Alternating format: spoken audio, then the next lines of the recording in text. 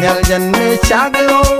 mutasin o selagwai Then if you see one Indian, Kay Qualjan Kajwed, we finish you Postua, water by you for the Nen Chajan, Kachangin Dong Shwatagadan, that finish you pure dark, Beckham Kento Moike, Twepin Yal to Shoulder Foire, Twepu Yalkin it was spin, Twekan Nangiri, Babdi.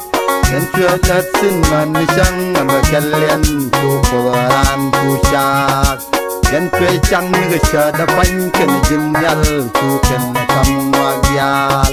Tue siang ken run wang kapailes ken patla koyo An maku de chang ran tu kam ne ya kelet ken na Wan yal ken chang ni yer gal yang ne di yal man le da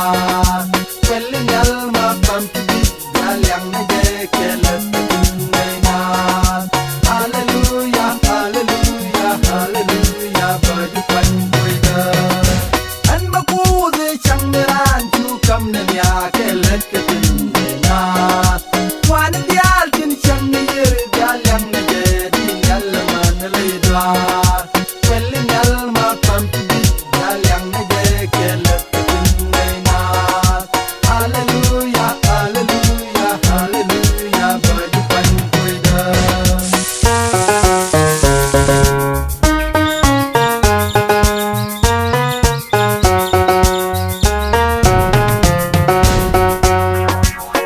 Chocolate Kakusu,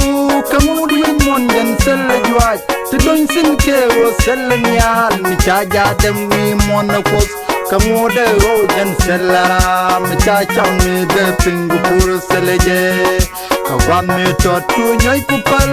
Wimon Kalu Shekulwan, Katadejan to Munkuman, Tweran Taskamunamo, Twemugi Shwamaran, Yentualareka Kaiden, Kawami Baturan Pusham, Karade, Shukud the Bishorot, Jokwernian Nidi the Long Kakore, Shukud the Chagarode. Welcome, Yeshukan Mission, Catalua, Put the Colmimon. And Maku, the Changaran, to come to Yaka, let it one of the Alkin Changi, Galang, the Yalaman, Leda, well in Yalma, come to be Galang, the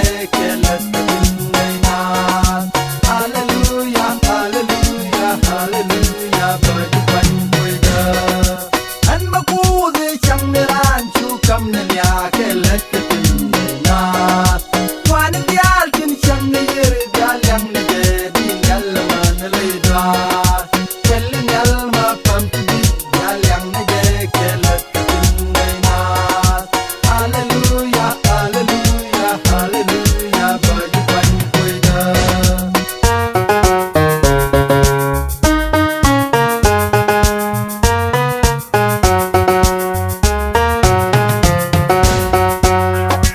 Shangi me chana gwanga kus, chukus cheda yalika. Yentueran kampon midi, yentuejo yen kwayero, abiao senke kwaituman, ajenturan pushang pogo wimon. Wanen kuste let to go, tigain up yentueran kuchak, nejiman ka yentegabo, kapustin wantin kapkaje, pungaje tek the manwa, the wadab de kan pus the palguye. Nadin yalgui poskabo, kedigyan ke gada peken. Eyir manile tuman, kisangara kegyan nagan poskap.